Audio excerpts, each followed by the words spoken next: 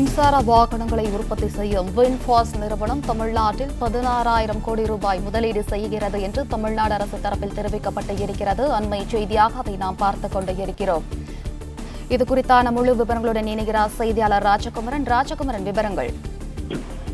வியட்நாமை சார்ந்த வின்ஃபாஸ்ட் நிறுவனம் என்பது ஒரு முக்கியத்துவம் வாய்ந்த மின்சார வாகன தயாரிப்பு நிறுவனமாக இருக்கின்றது. அந்த நிறுவனம் தமிழகத்தில், குறிப்பாக தென் மாவட்டத்தில் முதலீட்டாளர் மாநாட்டின் மூலமாக 16,000 கோடி ரூபாய் மதிப்பீட்டிலான தங்களுடைய உற்பத்தி தொழில் நிறுவனத்தை நிறுவ இருப்பதாக தற்பொழுது தமிழ்நாடு அரசு தரப்பில் தெரிவிக்கப்பட்டிருக்கின்றது.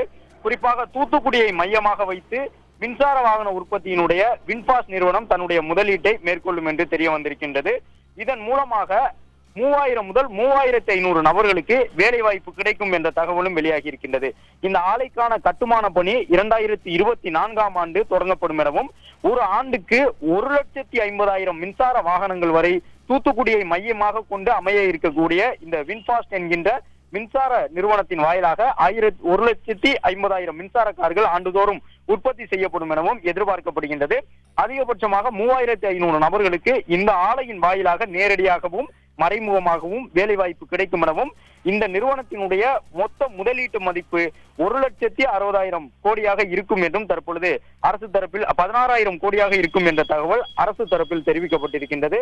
16,000 கோடி ரூபாய் முதலீட்டில் வின்ஃபாஸ்ட் நிறுவனம் அமைக்கக்கூடிய இந்த தொழிற்சாலையின் வாயிலாக ஆண்டுக்கு சுமார் 1,50,000 மின்சார கார்கள் உற்பத்தி செய்யப்பட வாய்ப்பு உள்ளதாகவும் 2024ஆம் ஆண்டு இந்த ஆலையினுடைய கட்டுமான பணி தொடங்கும் என்றும் அரசு தரப்பில் தெரிவிக்கப்பட்டிருக்கின்றது.